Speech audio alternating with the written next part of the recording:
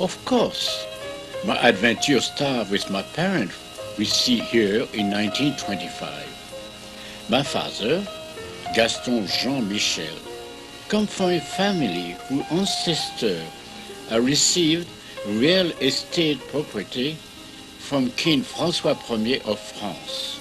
My mother, Astrid Gebertian, was descendant from an Armenian family living in Switzerland. I was born in Paris. I'm shown here in my natural costume. Naturally, I am already reflecting on what life has in store for me.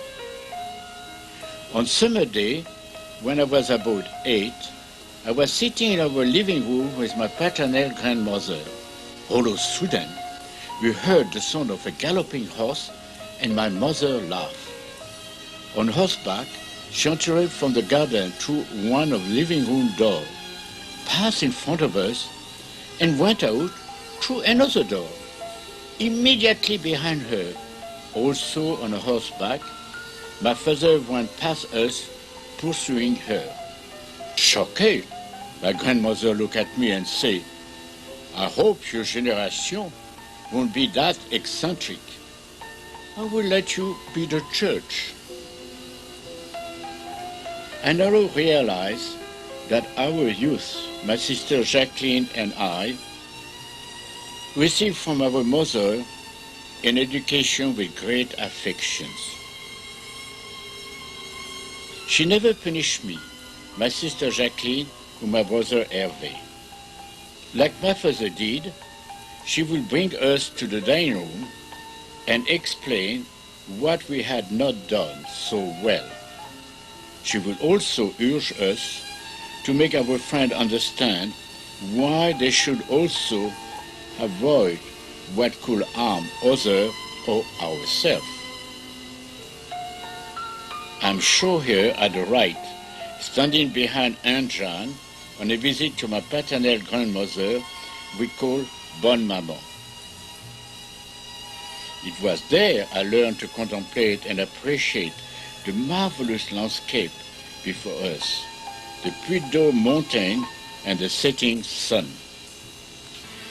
I was about 10 when a family friend, Ferrodi, showed her with Uncle Michel, stopped me as we stood before a natural scene and told me, "Take time to pause, to understand the beauty of nature, to be able to appreciate it." Here I am with my maternal grandmother in Switzerland. We call her Grand-Maman. Some years later, I was playing with a dog, holding it by hind legs. I made it go around in circles very fast. When I had stopped it, my grandmother called me and asked, "You had a lot of fun? Do you think the dog also had fun?" I realized I have not thought about the dog. This experience helped me to respect not only dog, but all other forms of life. My childhood was always very happy. My parents and their friends would organize many parties, especially for grown-up. But the children would eat at the same table with them. The only difference was that we, the children, would go to bed much earlier. The children also had parties. Here at the Dragon, our very good friend, we have a costume party full of laughter. My sister played the doctor, and I was the patient, le malade imaginaire. I remember my sister and I laughed a lot. Once a friend asked her why we were always laughing. She then asked us to show a sad face. After many attempts at showing a serious expression, we laughed so much that we have to give up trying to be serious. I think I was starting to understand la joie de vivre, the zest for life. A few years later, As serious as we could be, we sent this postcard to our grandmother, who was visiting Istanbul. During our summer vacations, we had more fun playing croquet according to our own rule. Children and grown-up played together. I was a student at l'École Gerson for many years, where I made many friends. Because the students went up the grade together, we could discuss our growing-up problem. Some of my classmates were a little jealous because I was never punished at home. Our teacher patiently explained the lesson as often it was necessary for everyone to understand. In this school picture, I was in 7. I had to continue my study on this cast because of a problem in my hips. I spent 1 year in Berck-Plage to heal and recover. With a friend, George Dragon, who later became Admiral of the Marine, I show off my recovery. Because of a heart problem, I was spent some time at Aunt in the Mondor. I wear short pants for the last time, making the transition between youth and adolescence. On the back of this picture card, I wrote a note to my maternal grandfather. I recognize a few spelling mistakes today. While I was at l'École Gerson, I was a Boy Scout de France. My scoutmaster, Julien Lachetta, called La Cigogne, became a good friend who told me not only to camp, but especially to share. Friendship was always been important to me. Since I was a youth, I had 3 great friends. Friendship in France is not the comradeship we find here. We will do everything necessary to help a friend, even sell your house if needed. Ever since I was young, with the help of my mother, my Aunt Olga, and the experience of illness, I decided to become a doctor to relieve suffering and help cure those who are so in pain. After 2 bachelor degrees, I enrolled in medical school at l'Université de la Sorbonne in Paris.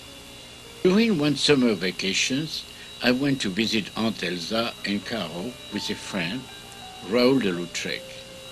There, we decided to travel to other civilizations. We went down the Nile.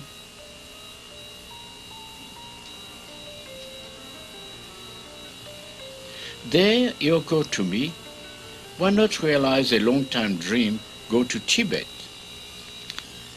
From Aden, where we wrote our project to our family, we went to Yemen, where we took a boat to Pakistan, then across part of India to Lhasa, capital of Tibet. To pay for the trip, I painted portraits of members of the Soul Caravan, while my friend played the accordion. For the Arab, that music sounded more like the lament of a sick camel. So he has to learn a different way to use that instrument. When we arrived in Tibet, the leader of the caravan introduced us to the Buddhist monk who was guardian of the library of ancient books. He suggested I should study in Buddhist medicine. I registered for course in English at the Temple of Buddhist Medicine. Contact with Buddhist thinking has a profound influence on me. It was the first time I ever seen the practice of compassion and love of neighbor to such an extent. To love even those who do not like us. Before we can love others, we must first respect ourselves.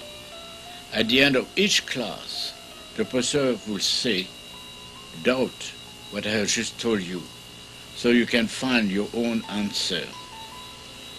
I was still in Tibet when I heard World War II had started. When I informed a monk friend that we wanted to go to war to help our country, he simply said, as he placed my hand on his heart, "Do what you believe you have to do, so we can meet again in another life." We left and went to Madagascar, the closest French army base in a colony. From there, we were sent to Marseille, then to Tunisia, where Colonel M, commander of the 4e Zouave Regiment, was looking for a recruit. Luckily for me, Colonel M knew my mother. My experience at the 4e Zouave was a disaster. I could never carry out the order "shoot it to the troop." I turned left when I had to turn right.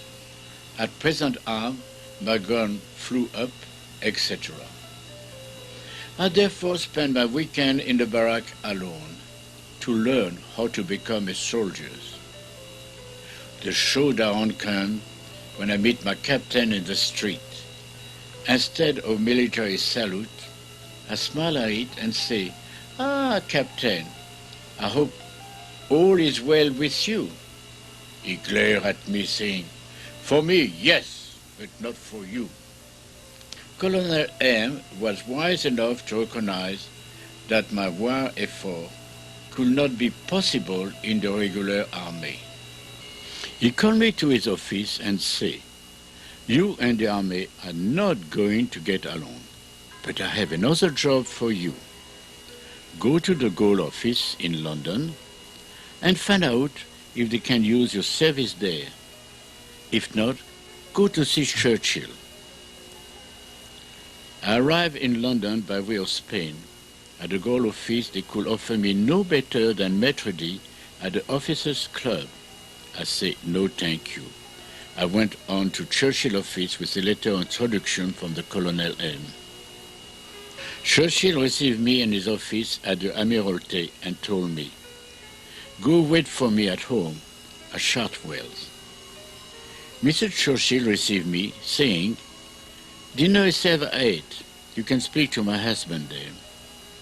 That night, Churchill told me, "I have formed a small circle of spies.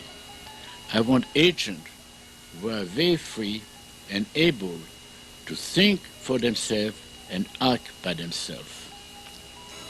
A few days later, Churchill called me to say, "Your first mission will be to go to Germany at Baden-Baden to find out why the Allied pilots' escape route from Germany has been cut." I was giving the name of the hotel I was to go to and the file on the young man I was to meet there. I left as a French dilettante with a lot of money to have fun in Baden-Baden. The next morning, I went to the hotel room where I was to meet the young man. I was surprised when a young girl answered the door saying, "He's not here. I am his girlfriend." I knew from the file that he did not have a girlfriend. When I saw her put her hand in her bag, I shot my pistol without taking it out of my pocket, and before she could shoot. I realized right away I should have done oversight. I should have played the role of a friend and invite her out. From that moment, I never carried a weapon, and I managed well. A few days later, with the help of other agents, the escape route was reopened for the pilots. In early missions, I had to bring paper for Tunis to Switzerland. Colonel M had put a group of soldiers with me to facilitate my movement in France. Not far from Paris, a group of German soldiers stopped us, wondering what a group of 4e Zouave were doing here. When I realized the discussion was going badly, I hid the paper in the ground behind a tree I could recognize. We were all made prisoners and made to walk to Lille, in the northeast of France. Remembering the problem in my hips year before, I pretended to have the same difficulty. I was taken to a hospital in Épinal, where a few days later, a group of the hospital staff helped me to escape. Civilian clothes, I returned to pick up the paper and brought them to Lausanne, Switzerland. I returned to Tunis and Colonel M to do some training as an agent in a youth vacation camp. For example, we have to repeat a sentence in different ways to show sadness, joy, anger in the voice, expression, and body movement. The training was intense, but we knew how to enjoy ourselves. I decided I will go back to France using my own paper as a civilian. Because this was more respected, I will go as a priest. Two things I've been working out with Bishop Gounod, that I attend Tunis seminary in Michel, and that I be given so-called assignment as a priest in France. Bishop Gounod, who was a good friend of Colonel M, opened the door of the seminary for me. I found it difficult to work in Kazakh. I broke my neck each time I went up the stair. I would trip on the Kazakh. I had to learn how to take it in hand, like a dress for a woman. I remember well the day I met my mother on the street. She nearly fainted as though she recognized me immediately. I never told my brother I was an agent. When he saw me in Kazakh at my mother's, I told him, "The Catholic Church interests me very much. I want to become a priest." This made my mother laugh so much she had tears in her eyes. I had to do something at the seminary. Overside, the German would have wondered what he's doing there.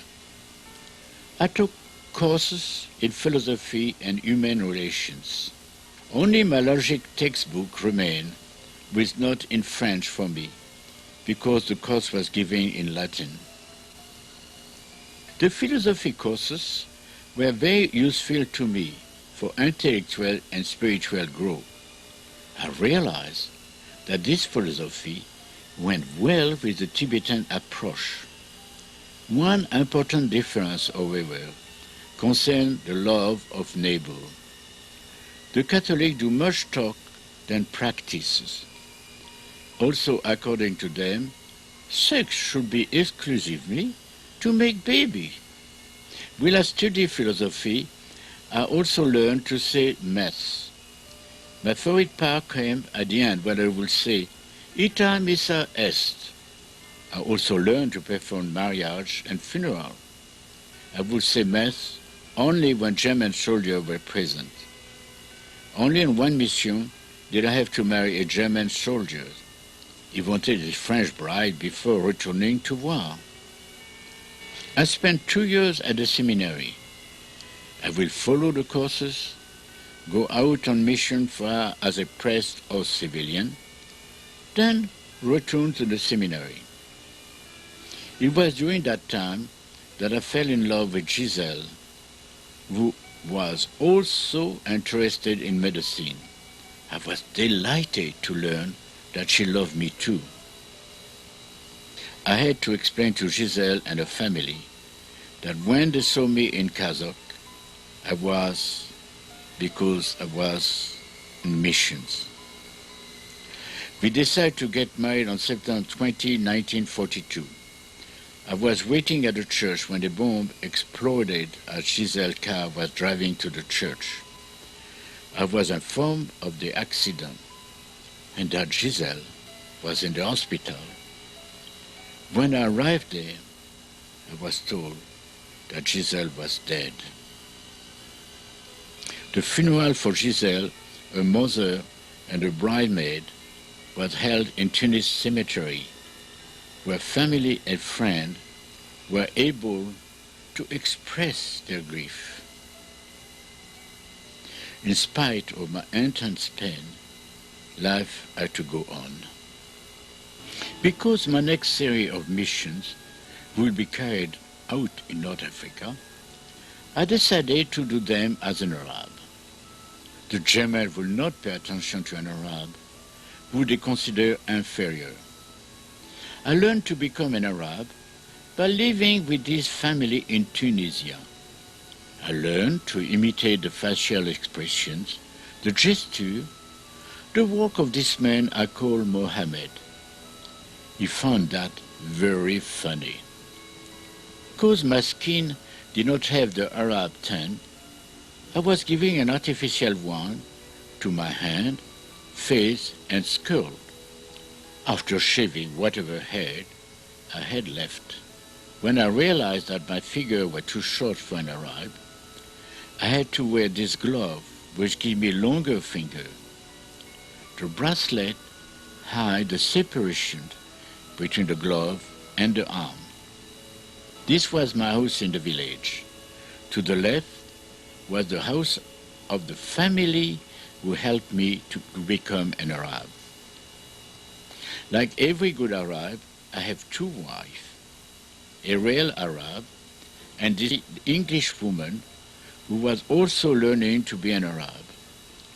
Like me, she was an agent on mission. As a woman, she has access to more information than I have.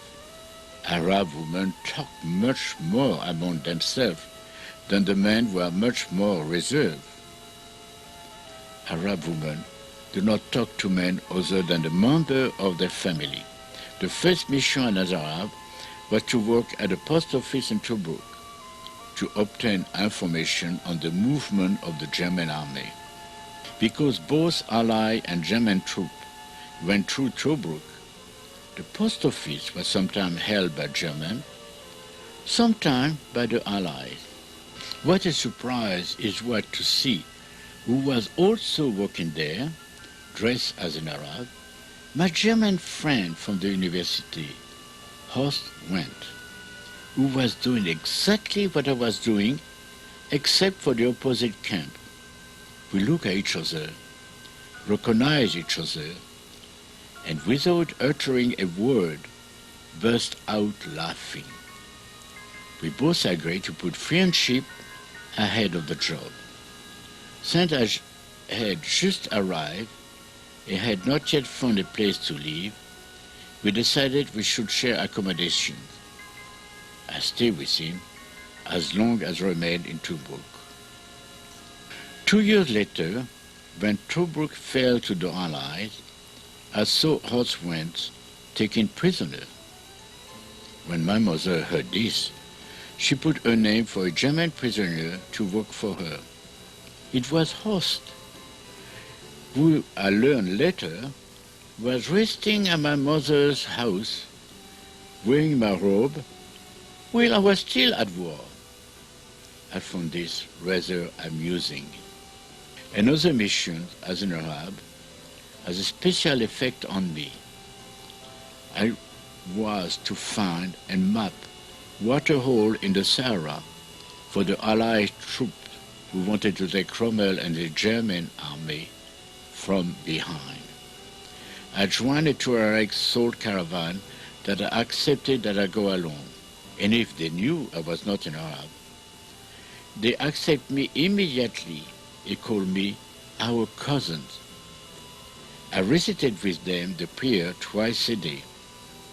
On my camel Malak, that we see in the middle, I traveled with that caravan from one waterhole to the other, noting them on the map the Allied soldiers were going to use. The caravan advanced in horizontal line with about 1 kilometer separation each camel. It was easier to spot the waterhole this way in the moving sand. We had to be careful over there not to lose the sight of the other. Well, I did lose the sight of the caravan one day. I suddenly realized I was alone. I had learned, if you get lost, you stay put. You wait to be found. After several hours, I spotted in the distance a camel. and a Tuareg waving at me. All excited, I go on my camel and follow, without taking my eyes off him. I came upon my group of Tuaregs sitting in a circle in the sand. I go down from my camel and say, I want to thank the one who came to get me. The caravan master look up to me and say, no one has moved from here. I protested, this is impossible. I follow one of you to get here. Another Tuareg said, look behind you. When I turned around, I saw the track of only one camel. But that is impossible. I clearly saw a camel and the signal of one of you. And I followed without taking my eyes off him. They explained it. We drew a mental image and sent it out in an increasingly wider circle until we felt the image had reached you. I thought, who in our modern civilization can do that? This tribe was considered primitive and developed this effective defense against the desert. As an Arab, I had mission that put me in contact with Rommel, the desert fox, the great German general of the desert. He always had difficulty obtaining the needed arms and equipment. He therefore had to put to maximum use what he had. For example, I saw how he had modified the anti-craft gun, which were pointing skyward, so it could direct them horizontally against the formidable Australian tank, the Matildas. When I told this to the British general, all they could say was, "It's not fair." Will Roman spent most of this time in the field with his troop. The British general fought devoir from their office in Cairo and Alexandria. In another missions, I had to inform the Allied general on Rommel's field formations, which was so effective. While the British moved in triangular facial formations, Rommel moved his troops in large rectangular arrangement. In this way, he could move on all fronts and move the power quickly from one side to the other in the attack. The British general did not believe me at first. One day, when I was with British troops in the desert, we saw a car coming toward us. It slowed down as it came nearer. Then we heard a shout, "Move!" It was not until the car had sped away that we realized it was Rommel, who thought it was a German camp. He must have found that amusing. Rommel was so popular on both sides that it was decided he should be eliminated. My mission was to help prepare this. Still living as an Arab, I arrived at a camp near where Rommel was stationed. For a period of 2 months, I worked with other Arabs taking orders directly from Rommel, so I could learn about his habits, his movement. I saw him 4 or 5 times a week. When the mission was ready, I met the Allied submarine on the Algerian coast. The assassination squad followed me to Rommel camp. But, by exception, Rommel was gone. The mission has not succeeded. After these missions, I worked as a civilian in a field hospital. I was a counselor. In the desert, hospital treated all wounded, ally or enemy. One day, I saw an officer dressed in a strange-looking uniform who took to and shook hands with German prisoners. When he had left, one of the doctors asked who he was. "It's Rommel, congratulating us and telling us not to worry." William Stevenson, better known as Intrepid, has a small spy network which helped Churchill obtain information. He had an office at the Rockefeller Institute in New York. Churchill sent me to see Intrepid so he could help make the Americans understand they should not imprison the French sailor who keep ship from the French Navy in New York. They should be permitted to return to join the French resistance movement. While I was at Intrepid, I was asked if I had attended the spy school in Whitby, Ontario. I wrote to Churchill that it might be a good idea that I go. When he got the news, he said, "No, I don't want him to train. He must use his own intelligence. I chose him especially for that reason." Sending it back now. I left the spy school after spending only a day and a half. Roosevelt was a good friend to Churchill and tried to help me with the war effort. At first, the Americans were more for the Germans, who were very good customers to the American industrial complex. It was not until after the attack of Pearl Harbor that the Americans entered the war in 1942. When I go back to London, Churchill asked me to go to Moscow to deliver a document to Stalin or Molotov. Important information had been gained from the General German who had deserted. I had to bring certain paper immediately. I flew from London and landed about 40 kilometers from Moscow, where I met Molotov and his secretary. He asked me to stay till the next day, when I was giving paper to take to London. The paper must have been important, because when I arrived late at the Churchill, he may have thought I will not return. The English and the Russian were not the best of friends. As soon as Churchill saw me, he came over and hugged me. Michel Churchill said a little surprised, "Roger, you are a sherry. He don't even hug his son." Churchill blurted, "Ah, there, you will no longer to be known as La Panthère Astucieuse, but Lord Sherry." This became my code name from there on. The English always had difficulty pronouncing La Panthère Astucieuse.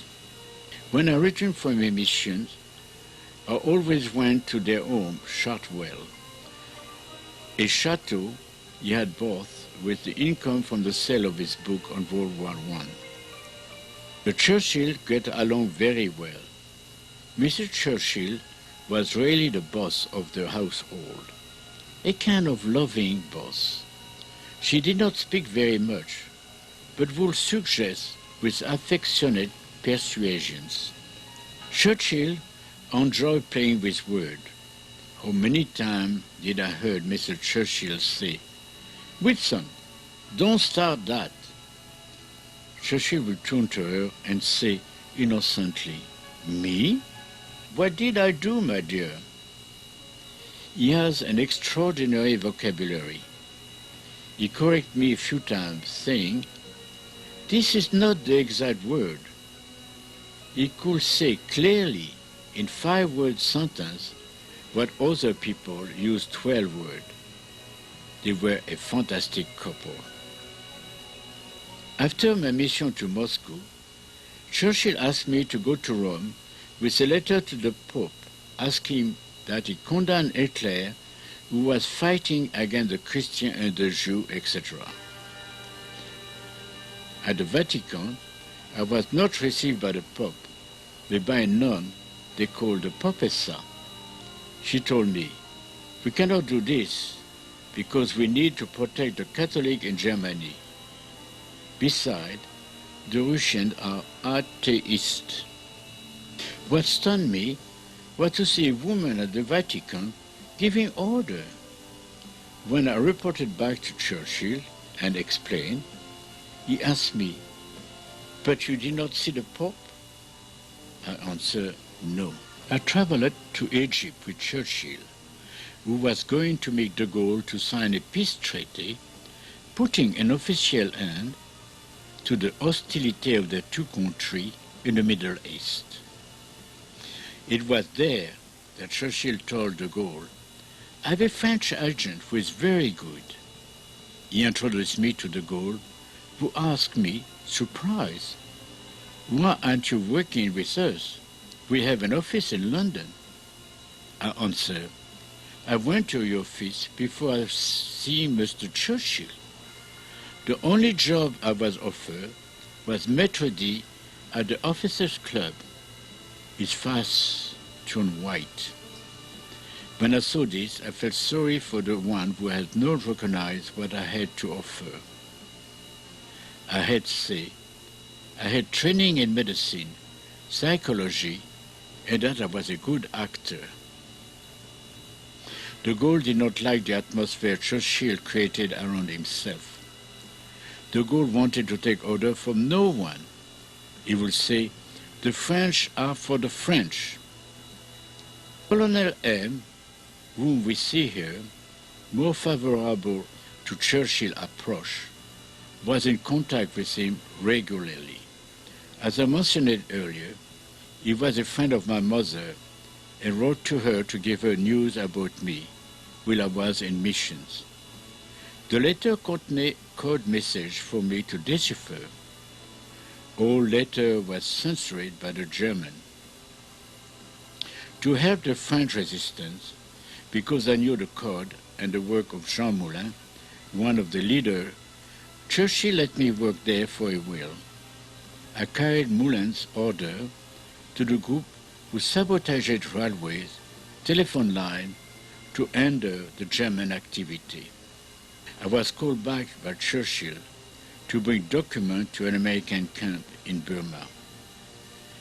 When I arrived above the camp, at the edge of the open door of the military plane, I was told, jump, count to 10, then don't forget to pull the cord of your parachute. The 10 count was long, especially because I was jumping without training. After hitting the ground, I recognized the American uniform, but the faces were Japanese. They arrested me. They took me to an hangar with the American prisoner. Because I was civilian carrying paper in a briefcase, they believed I had useful information for them. They took me to a room where the American prisoner could see me, suspended me by forefinger like this to make me talk. When the pain began too intense, I would pass out internationally as I learned to do in Tibet. This lasted 2 days, up and down. Carry to this day the evidence of these experiences. The Japanese did know that on the night of my arrival, and every night after that, I was to send a message to an American camp near there. After 2 days without messages, they realized there was a problem. They came, took back the camp, and freed us. When I returned to France, I was sent to Lafont, a no collaborator with the German. We knew he kept a list of French citizens he sent to German to force their family to cooperate with the German. One day, when we knew Lafont would be gone to his chateau, I entered his house with a young man. Because I studied the plan of the house, we went directly to Lafont's office to find the list. Suddenly, the door swung open and a servant walked into the office. I told him right away that I didn't want to be disturbed. Taking me par Lafont, he excused himself and left. After a long search, we found the list under a loose board of the floor. I took picture of the list with my watch camera. Mission accomplished. Because I was often seen at Paris restaurant chez Maxime, with Lafont's mistress who helped the resistance, and because she called me Michel, people started addressing Lafont as Michel. He never understand why. Lafont gave grand meal at home or at Maxime. I was invited by his mistress, Princess Tchernychev, to one of these dinners. It is there that I meet Maurice Chevalier, who was responsible for the reopening of the theater which has been closed by the war. In this part of my missions in Paris, I had to obtain a list of artists who were willing to help the resistance by relaying coded messages through their song and play. Maurice Chevalier sent any message on his song, broadcast and radio. He enjoyed having a good time. He laughed so loudly that those around him would laugh too. His friend, Miss Tankett, helped me a lot at the party at Maxime. Danielle Darieux, a movie actress, became a good friend. We accept to work for the resistance. Tino Rossi was very jovial. The great French actor Jean Barret helped also. He was the first actor to have a fan club. Charles Trenet, the great singer-composer, joined the group, as did the actor Pierre Brasseur. Edith Piaf was very helpful. She has a marvelous smile. I enjoyed her play on words. Singer Josephine Baker also helped a lot. Writer-actor Sacha Guitry was able to help because of the great influence he had on the people. The great German-born singer Marlene Dietrich, who became a French citizen, showed admirable courage when, in the middle of the war, in occupied Paris, she sang the French national anthem, La Marseillaise, on stage. Everyone there stood up. I'm still overcome today just thinking about it. I spoke with her many times. The cancan dancer at the Folies Bergère were an important source of information because many German soldiers went there. After the dancer put together what they had heard, this gave a good picture of the German troop movement. Many other singers and actors helped the resistance movement. At Chez Maxime, I obtained a list of the artists who collaborated with the German. I passed this list on. I am sure many of these artists were starving. Another mission with the resistance took me to the French countryside at Saint-Chamond near Lyon. I had to prepare the people there for the Planet Allied landing and suggest what they could do to help. In order not to draw the attention of the German, I live and work on a farm. Through my travel, I was witnesses to the devastation caused by war. Whole villages were destroyed. For every German soldier killed by the resistance, at least 10 citizens were killed in revenge. This was for me another side of the violent death because of war. Pitiful human flesh. One of my last missions was to help convince Rommel and Hitler that the Allied invasion of France should take place at Calais rather than Normandy. I was part of the deception plan, Operation Fortitude. The Allies had permitted the escape of 2 German generals from England, making them see a mock military building at Calais. They believe what they have seen and help convince Rommel and Hitler. In order for me to succeed on my missions, I had to get close to Rommel, gain his confidence, in fact pretend to be one of his agents who was a specialist in Normandy coast. In French, I have the rank of major, but a major has to take order. A colonel has to give order. A lieutenant colonel, being in between, can take care of himself. This was done in the French army with General Weygand.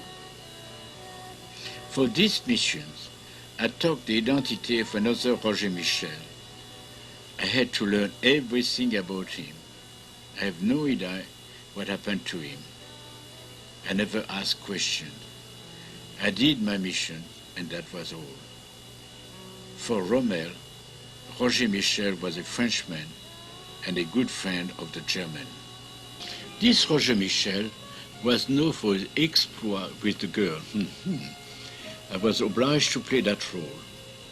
Every morning, the officer of Rommel headquarters in Normandy asked me, "Tell us what happened last night." Before going in the morning, I will put alcohol on my lips as evidence I've been drinking. The other Roger Michel was an excellent football player.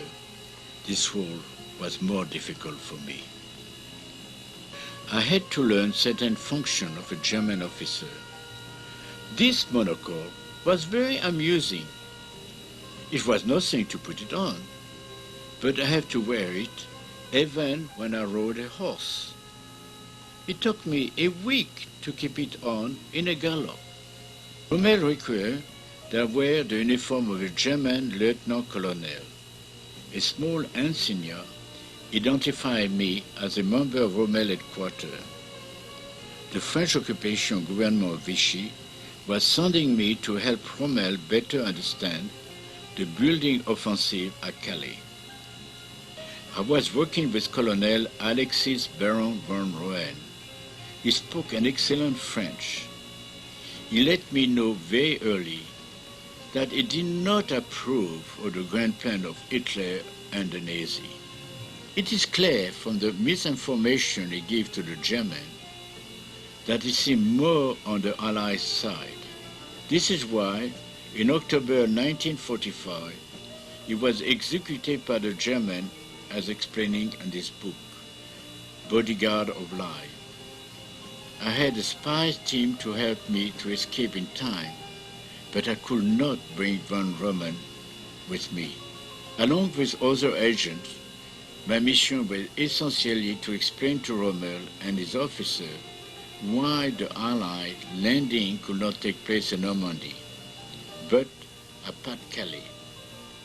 I explained this with the help of a map of the regions. But Rommel smelled a rat. He decided to leave an army division in Normandy. In all the divisions that stayed in Normandy, the Allies would never have been able to land on D-Day, or the loss of life would have been so much higher. How many times as I stood before Rommel did I fear he would recognize me? He was such an intelligent, extraordinary man. He never made the connections between the Arab guide I had been for him in North Africa and the German officer he now had before him. When the war ended, I worked for the French government at the reconstruction at the city of Épinal. About 1947, along with the military decoration Croix de Guerre and other medals, I was given an honorable discharge from the army. I was leaving the military with honor and a promise to reveal nothing about my missions for a period of 45 years. When I applied for a passport, I discovered there was no record of my identity. My mother and my Aunt Olga had to vouch for me to re-establish my identity. I thought that Churchill may have had my document removed so the German could not establish my identity. I was still working at Épinal when Churchill asked if I could do one last mission for him. I was to go and work at the American cemetery in Épinal as an interpreter. My mission was to find the body of an American officer who died near Épinal. At the time, he was carrying a yellow envelope with a green band. Churchill has told me, "Call me when you have it." I worked there many months.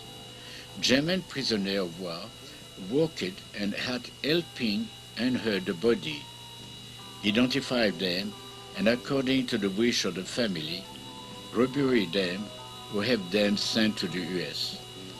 One day I spotted this envelope. I took it and called Churchill. He told me, go right away to Romania and give in to so-and-so.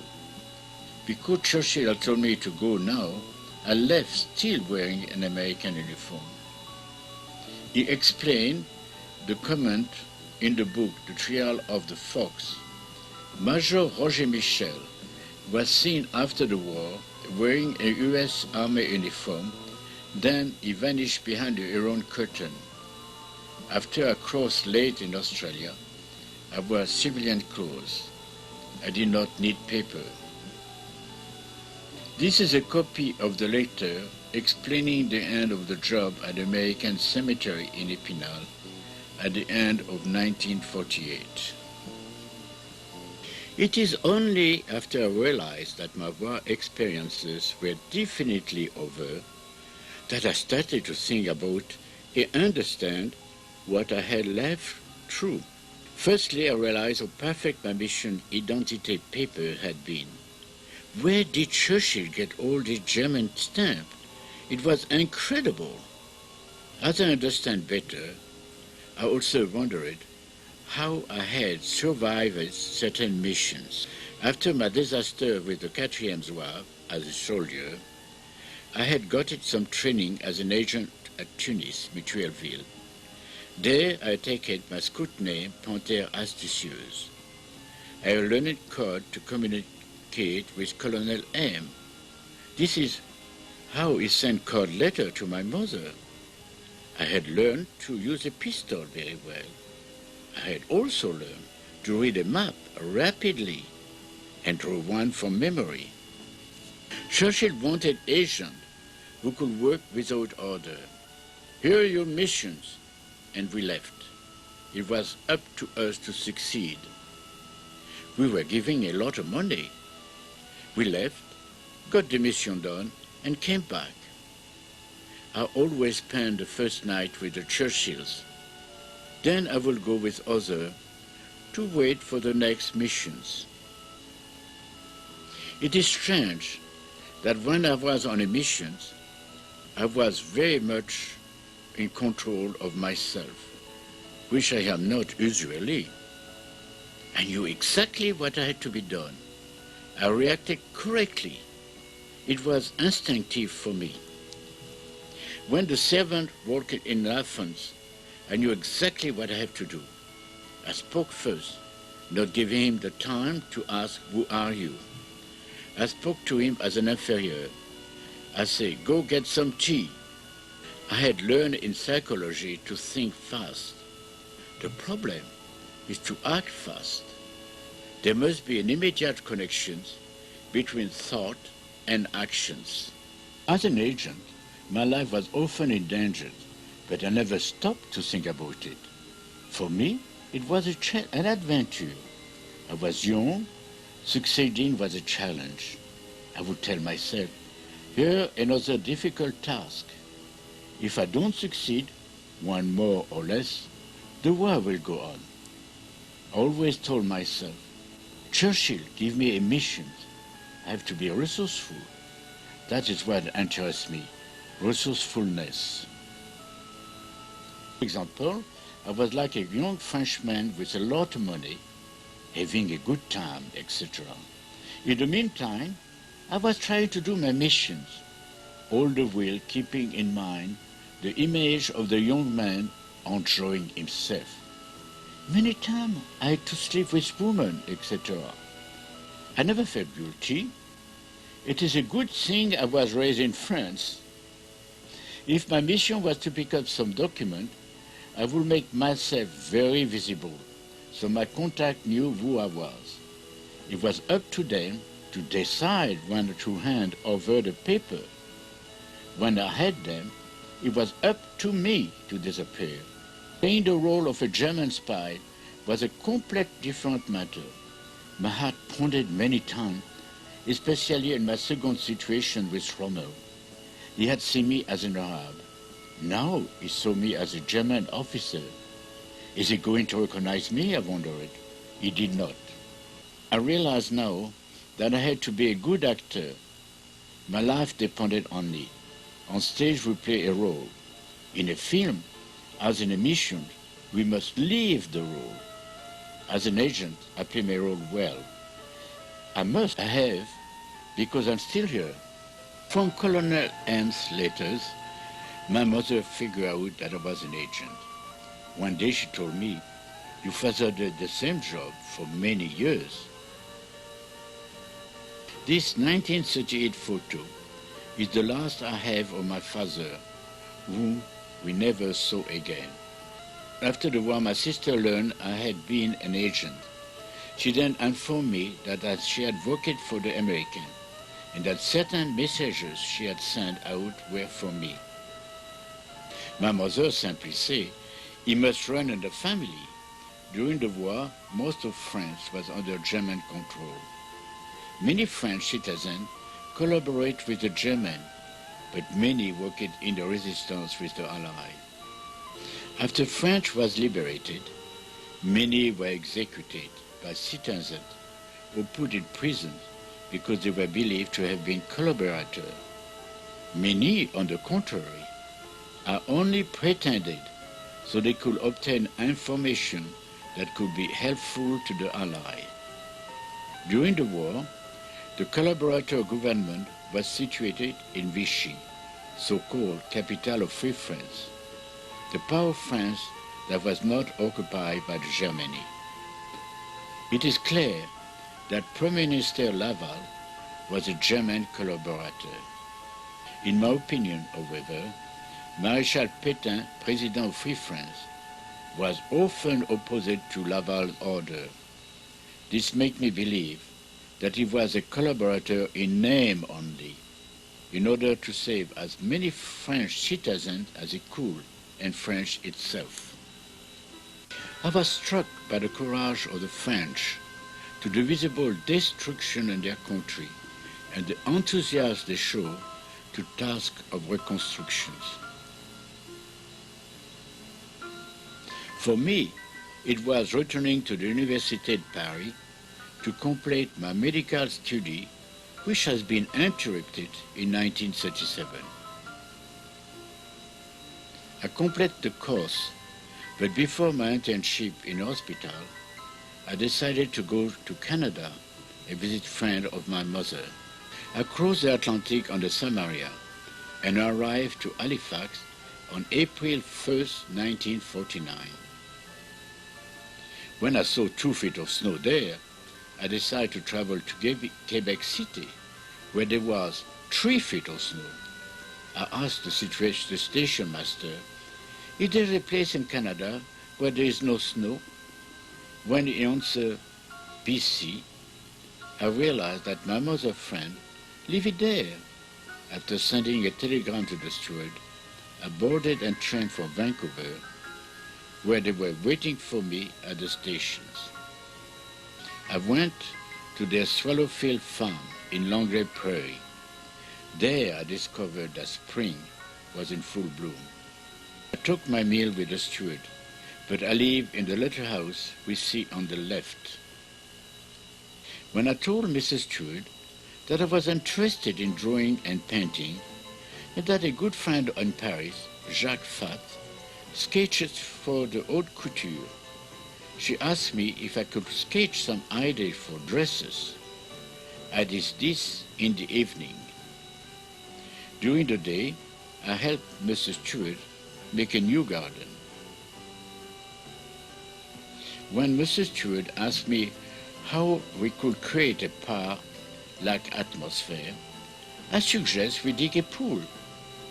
This is what we did as we put the field to one side, which are then landscaped with rock and flower that you can see here.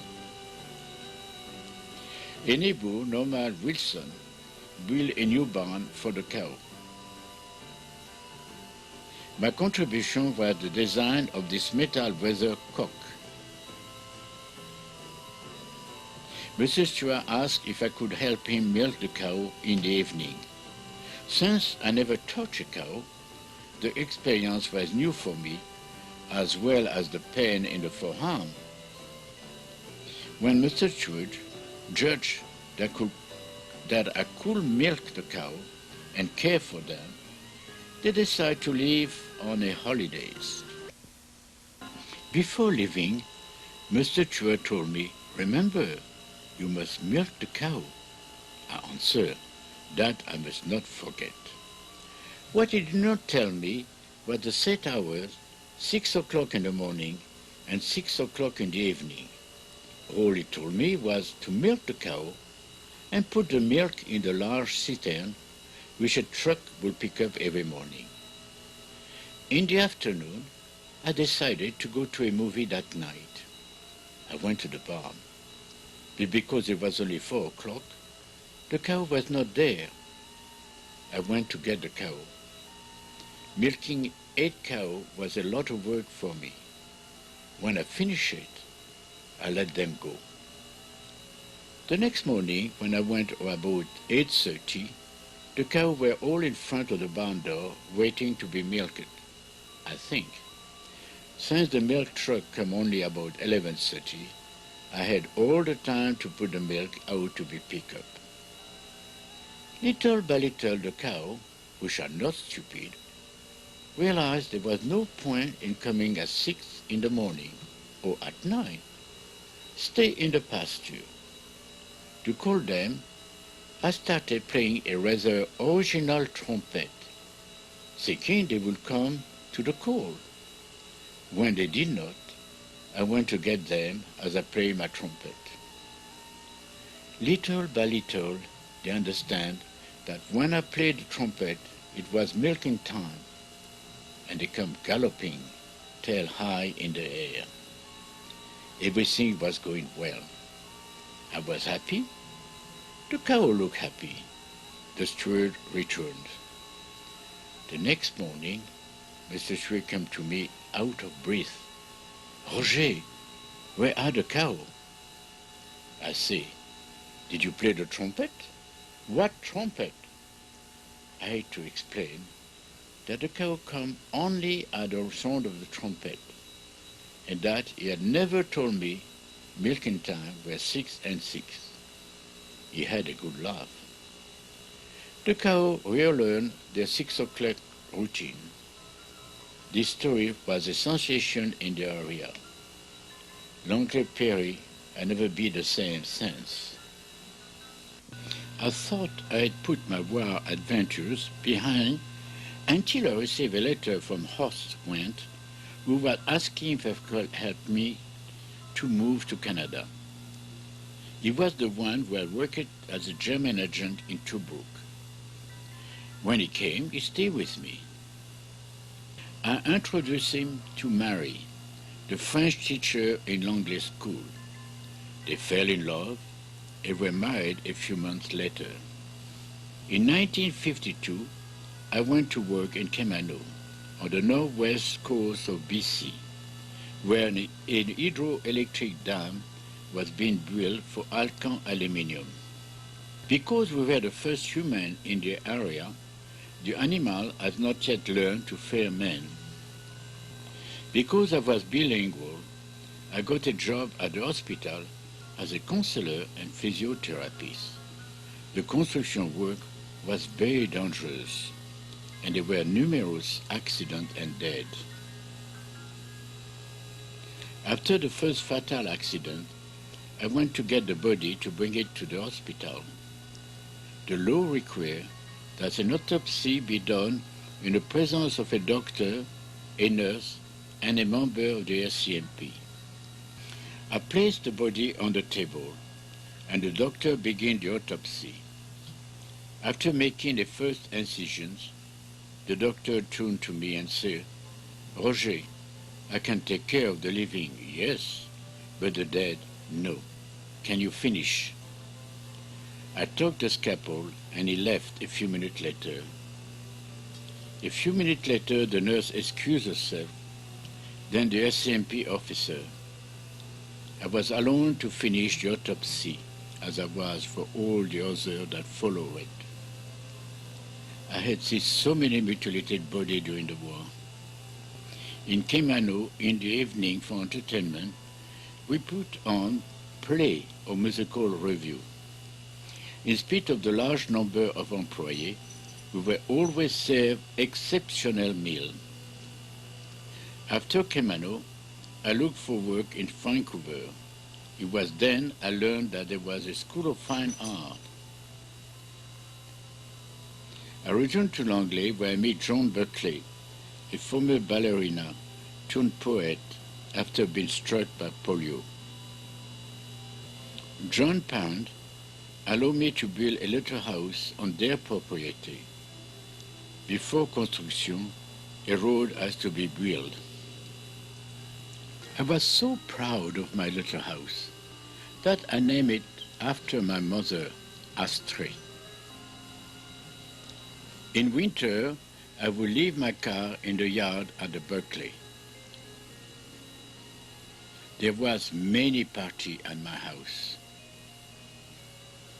Here is an invitation to one of the party.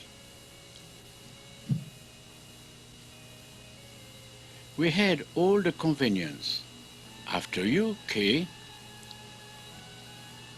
Because I did not have a certificate to practice in BC, I enrolled at the UBC Medical School in Vancouver. After obtaining my MD degree, I decided to specialize in psychology. I also decided to do what I have wanted to do for a long time, paint. I enrolled in the École des Beaux-Arts in Vancouver. As with most students, money was scarce. My car, I called Désiré, became my house, my office, my living room. When I received friends, one would have to sit on the other laps. After a few months, I decided to share an apartment with Brian Palmer, another student at the art school. As elsewhere, I had many parties for the students of the art school. From the beginning, we invited the block owner to join our festivity because she lived alone. Because we were sometimes a little noisy, some tenant complained to her. She calmly answered, "Oh yes, and when are you leaving?" And the party continued. With two other art students, I formed a company we called Chalmerant to commission painting and mural. Part of my work of art school was this thesis on architecture and art. According to the corrector Ron Tom, this thesis was very interesting. At the end of the course, we have a graduation ball on the Egyptian theme. The certificate I received permitted me to teach art. That was about 1961. While I was taking psychology courses and painting courses, I sometimes worked at night time as a bartender at Capilano Garden to earn a little money. At the end of the years of study, I needed a holiday. I decided to visit California. When I arrived in Los Angeles, I had difficulty with my car, and with the owner of the garage, I took it for repair. During the discussions with the mechanic, a young man came up. He asked me, in perfect French, if he could help me. After the car problem had been solved, he invited me to his place. It is there I discovered it was Jeffrey Hunter, a movie actor, who was then married to Barbara Rush.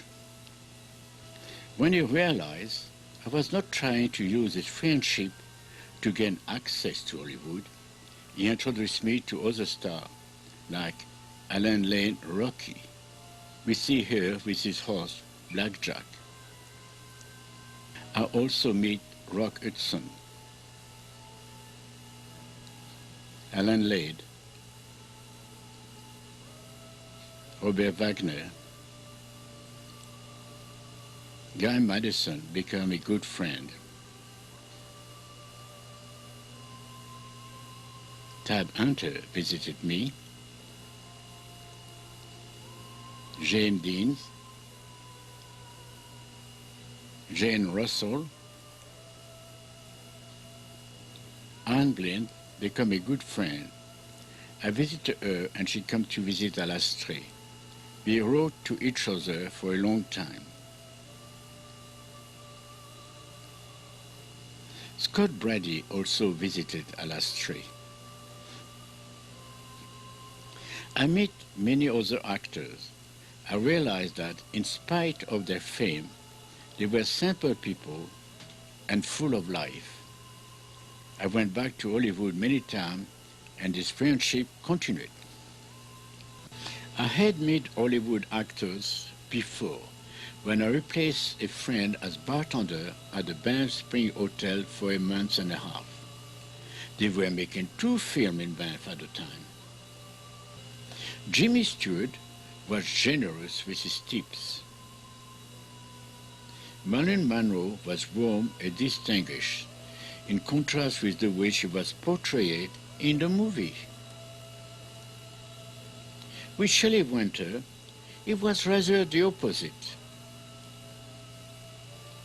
Alan Ladd really did take care of her children.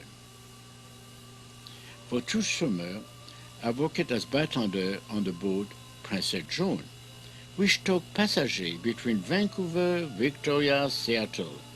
With this money, I paid for my study.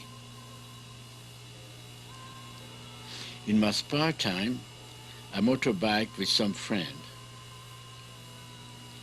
When I returned for a visit in Langley, I spent some time with Fred and Mary, who had bought Swallowfield Farm.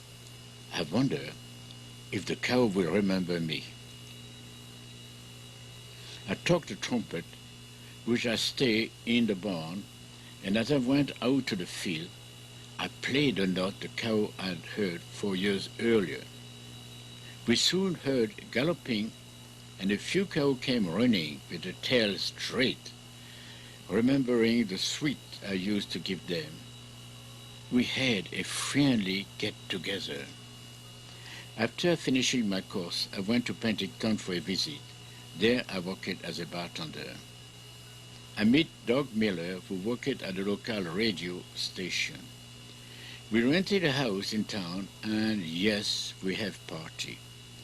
About 4 o'clock one morning, after a good party, maybe a little noisy, Doug and I were having a snack in the backyard when we heard the sound of a hammer in the front. It was the owner putting up a for sale sign. His son always come to our party. We understood it was time to move. Because I enjoyed Penticton, I decided to buy a house there. I continued to paint. I also did some theater. For a production of Sound of Music, I painted the set and helped in the construction of the stair, which became the wage for my work. After the play, they were to be installed in addition to my house. A group of young actors dressed as Roman transported the stair from the theater to my house on a Roman chariot, drawn by a horse, through the street of Penticton. In the next edition of the local paper, I read, "Mr. Michel cannot do like the other." But it was not me. Some neighbor admitted to me, "Roger will no longer need to watch television, but simply watch your house through the window." Sometime I helped a friend who managed a golf course. One day he asked me, "We're only 3. Can you complete our group?" I warned them, "You know I golf 110. They answered, "That makes no difference." When my turn came, on the first hole, a par 3, I took my position and swung. Then we realized the ball had dropped in the cup. They told me, "It's a good thing, Roger, that you don't know how to golf." Besides sport and the art, I also worked in my psychology course. I had specialized in the 5 handicap. I opened an office in Penticton, and my first case was a young man of 17 who had tried to commit suicide because his parents never show him the affection they give to his sister. When I spoke to the parents, the father told me, here in Canada, men don't touch each other. I had to explain to him that affections had nothing to do with sex. The parent understood, and the problem was solved. From the beginning, I had the desk removed, because to me it was a barrier between the patient and me. Instead, I had two chairs side by side, so I could put my arm around the patient's shoulder and make him understand I was a friend and I wanted to help him. Normally, patient visits were half an hour only. I set up a schedule for an hour and a half. It takes half an hour for the patient to start speaking. I never lost a case to suicide. I had to research the subject when one of my first cases was a homosexual couple who had problems being accepted by the society. I knew little on the subject because in France, homosexuality is accepted, so we do not talk about it. I was surprised by the importance we give to sex in Canada. In France, sex is considered as normal human need like food, drink, and sleep. I soon discovered that my approach in psychology was effective because my patients brought their friend who had problems. I was president of the Alliance Française at Penticton and area. John Berkeley came to visit. I had proposed a marriage to her, but she had not accepted because of her polio. It was the second time I had proposed, Giselle and John. I was part of this meditation group international with Yogi Maharshi at Chateau Lac Louise. My meditation word was Rum. The popular orchestra, the Seed of Time players, stay overnight at my house after the concert in Penticton. Many young people come over after the concert. We were having a good party when I realized it was past 2:30 a.m. Before sending them home, I make hot chocolate and say, I will tell you about my experience at Lac Louise. Everyone was sitting quietly when I started to explain. Because the police thought the band encouraged the use of drugs, about 7 officers suddenly exploded in the house. They stopped stupefied when they saw the group in meditation sipping hot chocolate.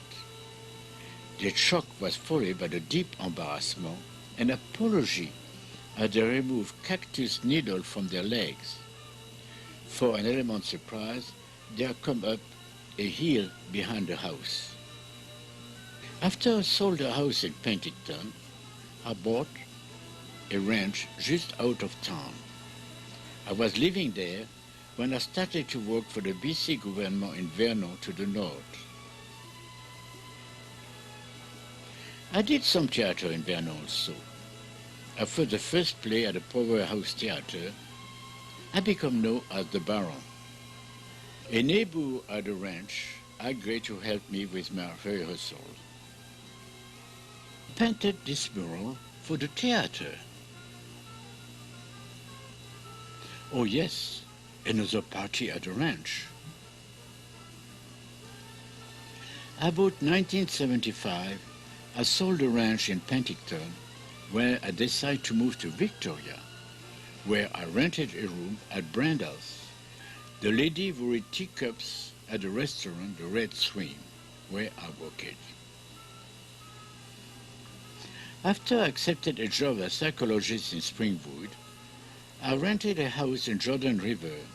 Will I keep my room in Victoria? In this house, I had a lot of space to receive my friends.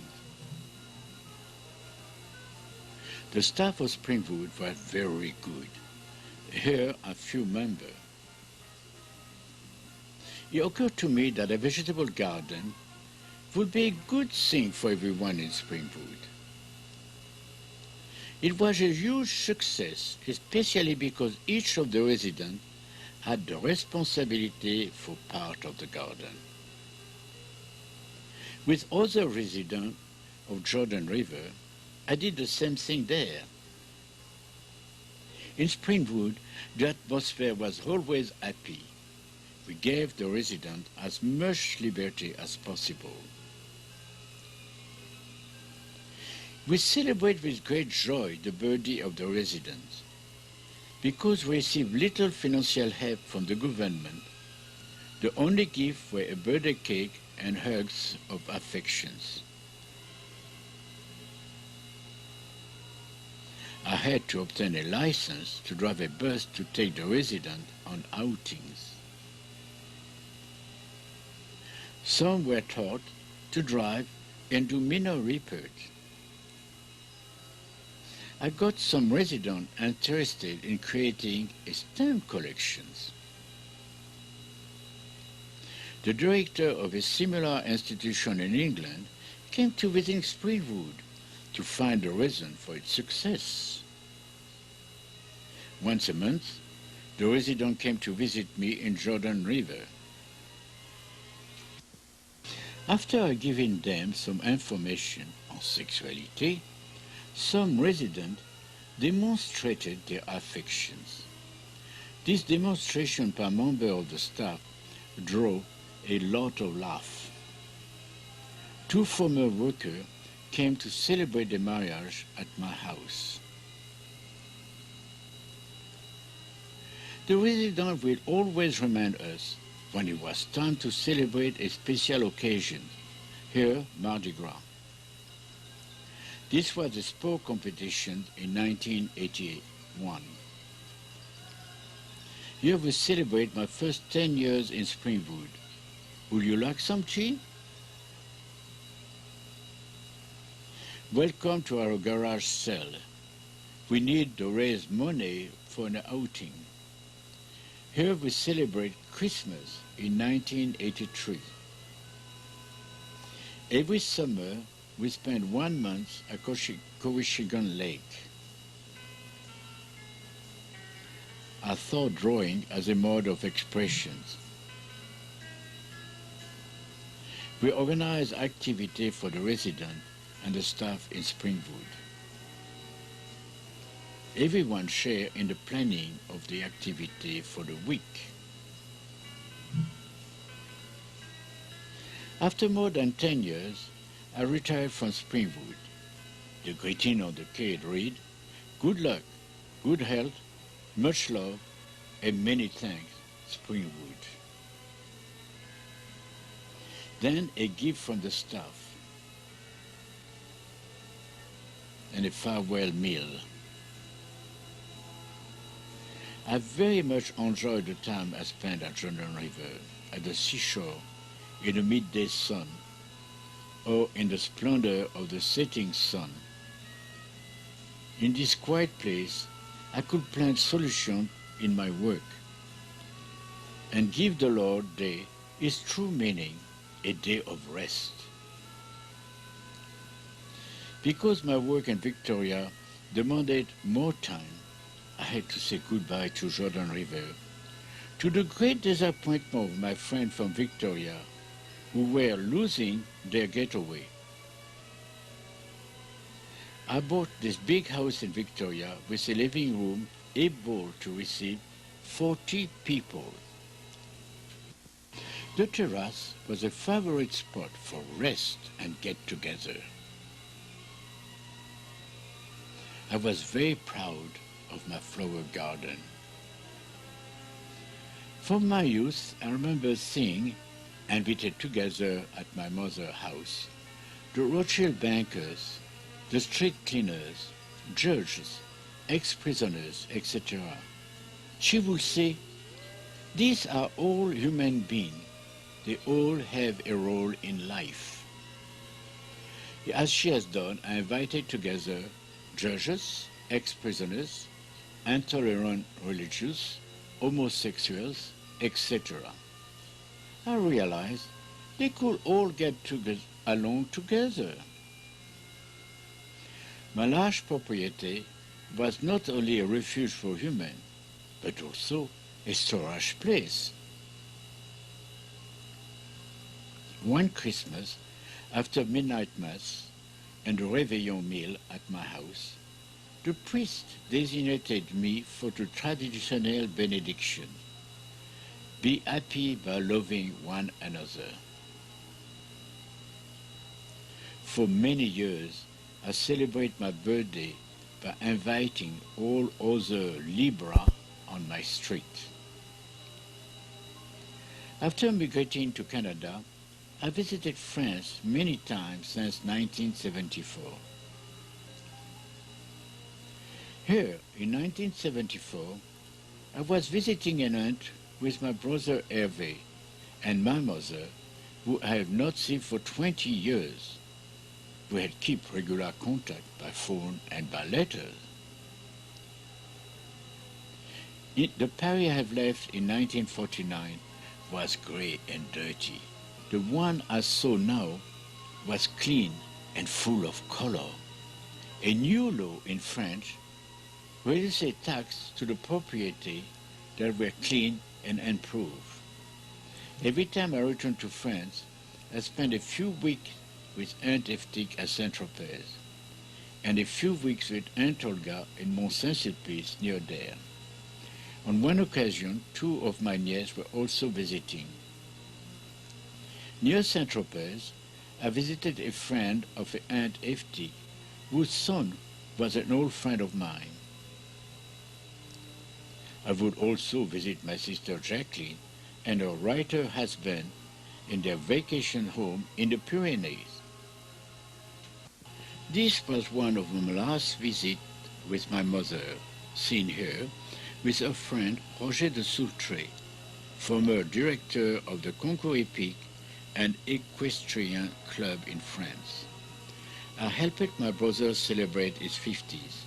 He was the French representative of the Gévaudan family company on my mother's side. This, the Gévaudan family home near the factory at Monte, Switzerland.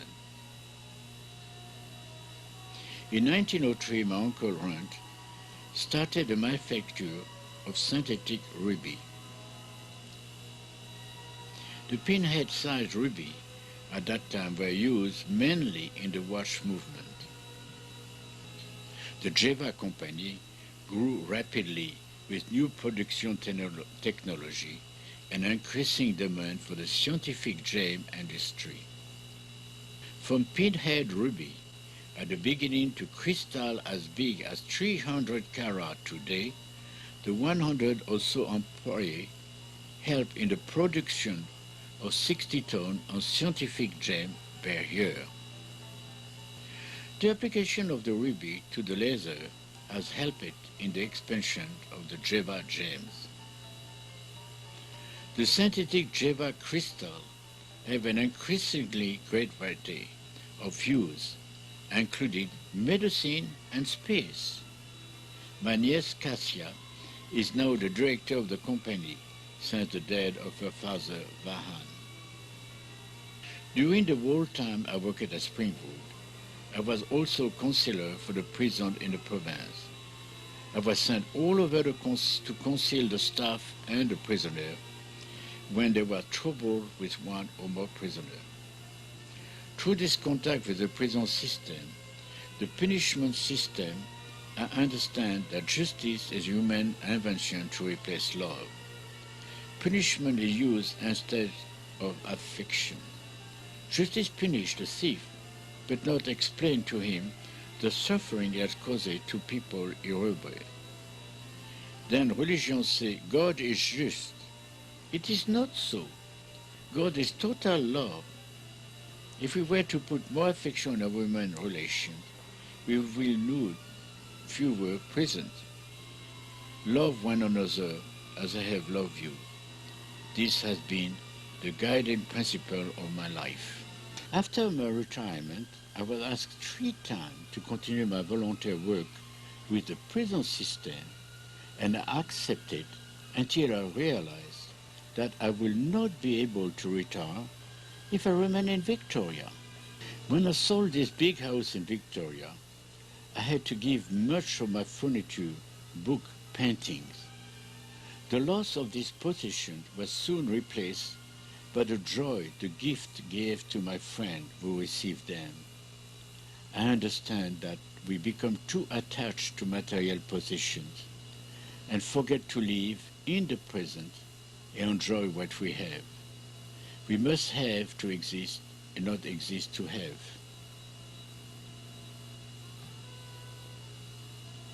I knew Jim Lishman, St. Penticton.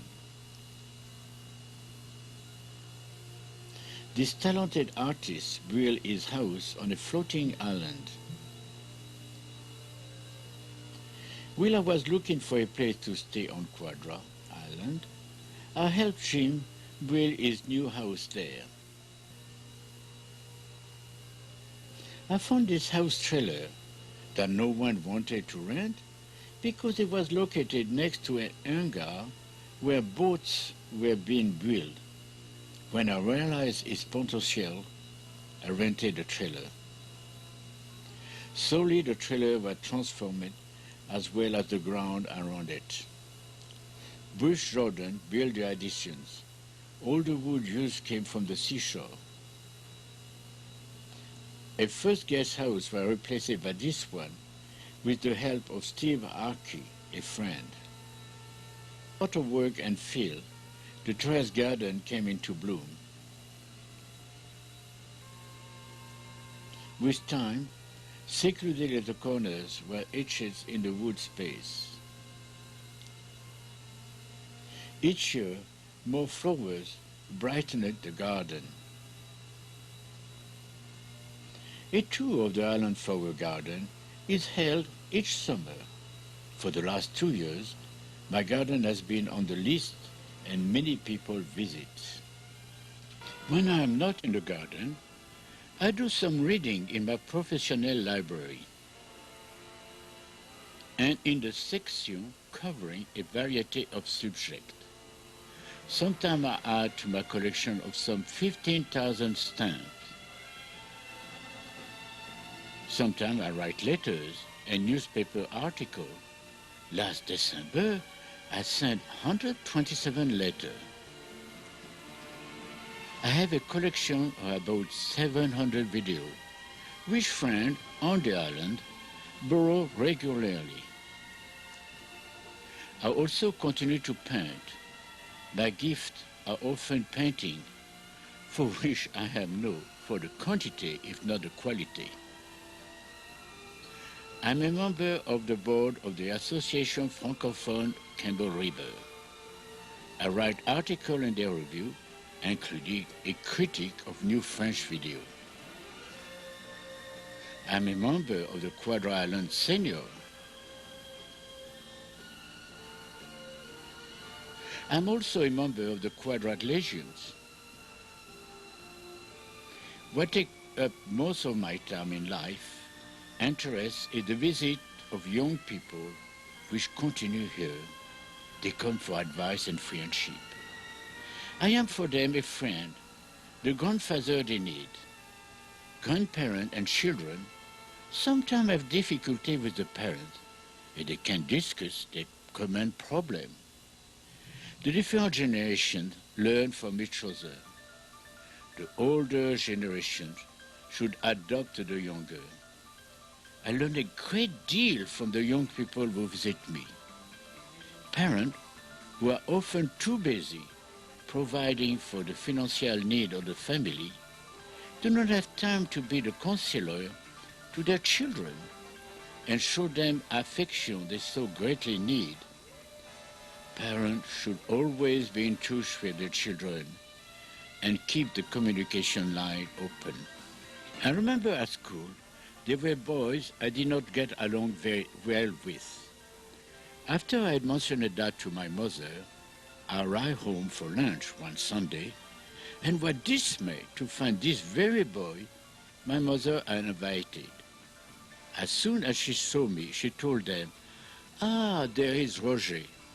He appears he has some difficulty with you. I thought it may be a good idea for you to get together." We talked. We became the best of friends. It is so easy to have children, but yet so difficult to educate them. It seemed to me that parents should give a lot more responsibility to their children after explaining what they should do than have confidence in them. How many times I heard my parents tell me, "We have faith in you, dear."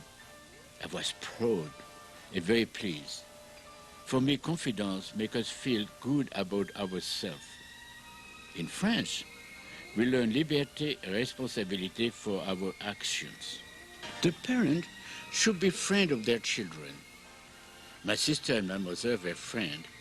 They will go out together. From experience, I recognize the importance of the affection from the family, the love, the friendliness. As I said at the beginning, I was never punished as a child. I was never told, "Don't do this, go to your room. You won't have any dessert." Fortunately, because I like dessert. Why punish? It is much better to sit down with him and say, "You know, my dear, I love you very much, but you have caused me much grief." Never close the door, or the contrary.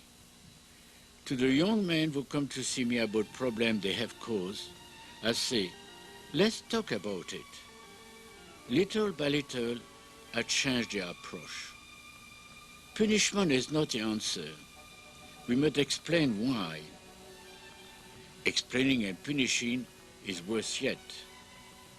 When you punish children, you turn them against you. So many young people come to see me about problems with a girlfriend and the whole matter of sex. I noticed that here in the school, no one seems to talk to the grade 10 to 11 students. But it's the time to talk to them about it, to tell them, when this happens to you, do not worry, it is natural. Men and women do not have a regular sex life, are miserable. You can see it on their face. They do not know how to enjoy life. Religion tend to make people feel guilty. It is a form of control. What has shocked me most when I came to Canada in 1949 is the exaggerated importance we attribute to sex here. In France, sex is natural and personal, like religion. Here, moral standards are based mainly on sex. I believe it is an error because of religion. What I find amusing is that most of what is good for the body is against God. They tell us. In French, we learn early at school that there are three sexual tendencies: heterosexual, bisexual, homosexual.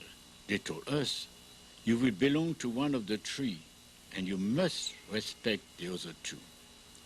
Here we often mistake sex for love.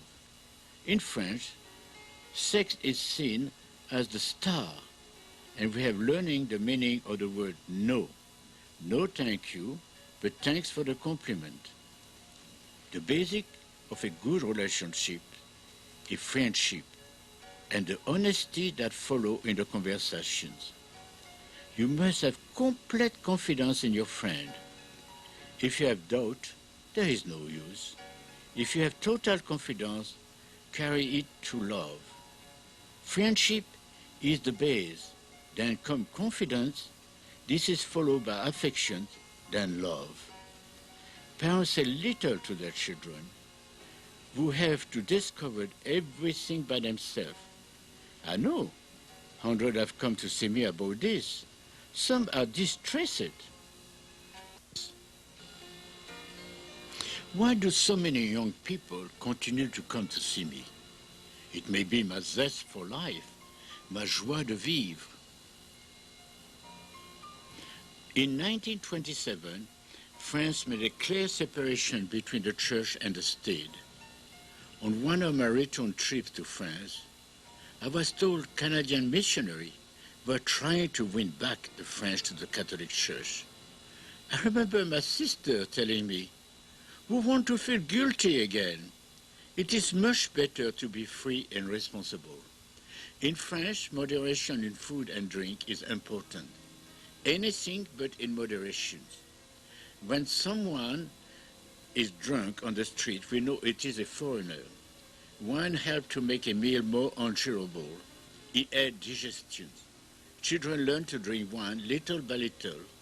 The liver gets used to it. Ma joie de vivre is an inner feeling. My life is very amusing, but I don't know if it is because I see only the amusing side or because it is really amusing. Nothing is more marvelous than to live with enthusiasm everything you do. Sometimes I'm so happy that I dance by myself. I'm often asked, why do you laugh all the time? For me, it is difficult not to laugh. Life is so extraordinary. There's a paradox everywhere. That is hilarious. I like to make people laugh because it relaxes them and me too. Laughter has strengthened the tie of friendship. I organize parties. Sometimes I invite people who have different ideas. They talk. We understand each other better. Un élément of joie de vivre, la tolérance et le respect for those who do not share the same idea about culture, sex, religion, and the way to perceive God. I try to see my difficulty less as a problem than an opportunity to learn. We are giving lessons every day to help us grow, deepen our understanding. Without difficulty, we will never learn anything. In order to have la joie de vivre, we must give it, share it. When I help young people to be more happy, I am happy. When I was working with young people who contemplated suicide, I showed them affection, la joie de vivre, which is so desperately needed. I always had young people around. To me, it is completely normal. I listen like a grandfather, for it is a joy to help. That is probably why I'm so happy. The young people come to visit. I treat them like friends. They are hungry, I feed them. They have no place to sleep, I tell them you can sleep here. The grandfather and friend, I put my arm around their shoulder, pat them on the back, and they have a good day. I believe we are instinctively inclined to love, but we learn to hate. When I heard a youth tell me, now I know what I have to do, I am very happy, as I tell myself, there he has found his answer. I will never tell him what he should do, but instead help him to find his solutions. It's important of la joie de vivre, la liberté, God's greatest gift to human. Live what you believe, not according to others. In French, we learn liberté, but also responsibility.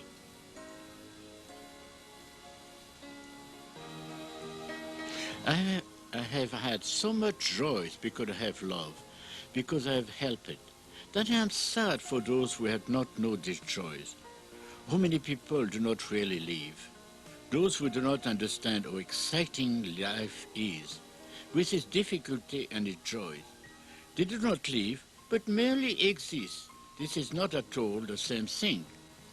They must live in the present. From the past we can only learn through our mistakes, and the future is always changing. It will come by itself. Only the present gives us la joie de vivre. Every minute is important.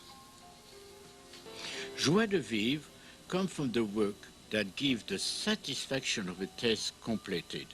I enjoy working only at what gives beauty, the garden, decoration, etc.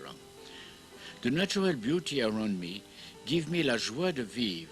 When I was young, I learned to let the beauty of nature become part of my joie of life.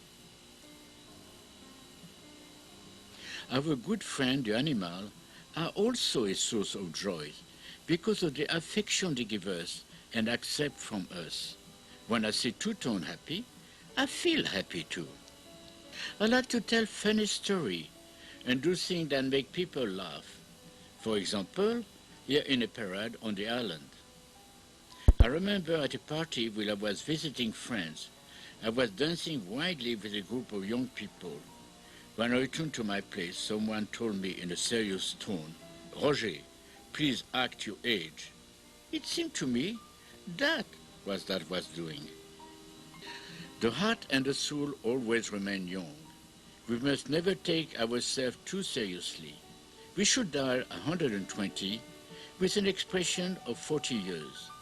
My Aunt Alice is 20 years older than I, and she still has la joie de vivre. We must remain eternally young. Regarding eternity, I have a strong faith in God, but not in religions, which may be okay for those who need it, as long as they do not believe their religion is the only path to God. If God is infinite, there must be an infinity of ways to represent Him. For me, what is important is to feel His presence, to know He created the universe, and then He created us to ascend toward Him. We always love what we build or create.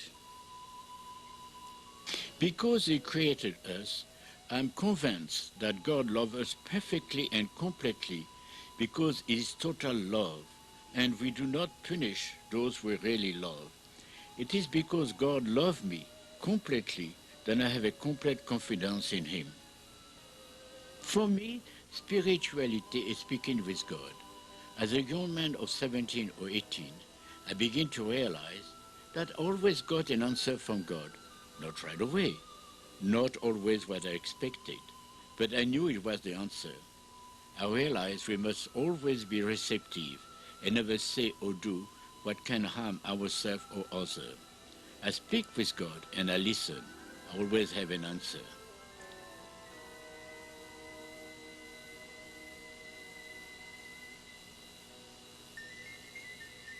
Because God is a good friend, I'm sometimes furious with Him, and I tell Him. I understand Him well. He must have a good laugh. Aha, you're Roger again.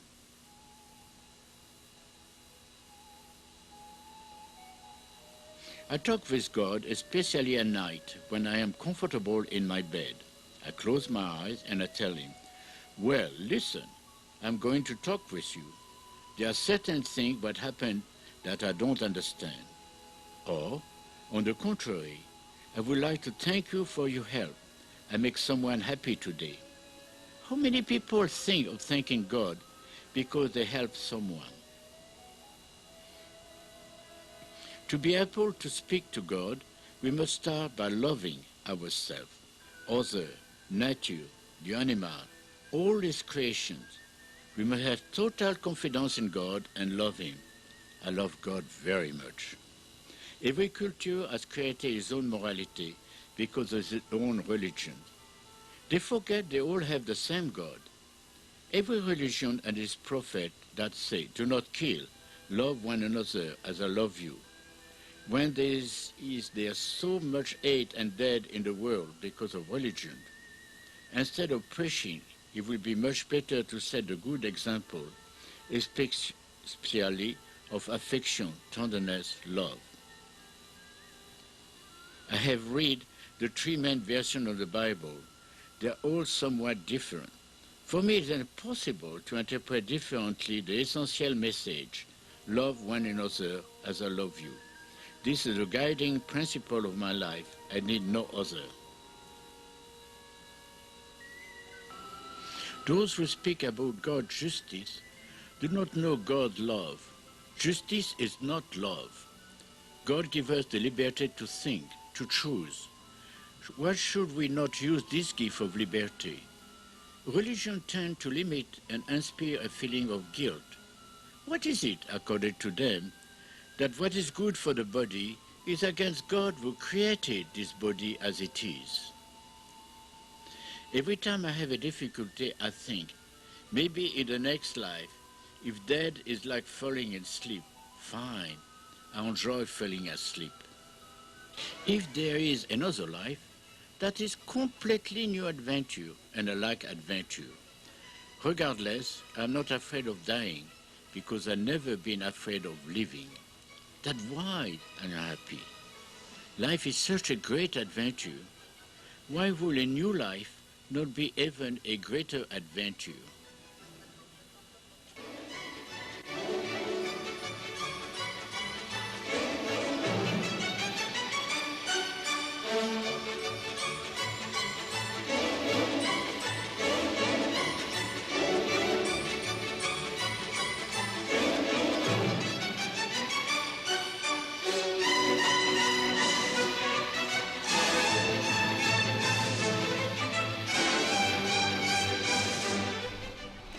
On February 1st, 2005, Roger Michel left behind his adventures here for another greater new adventure. He was 85.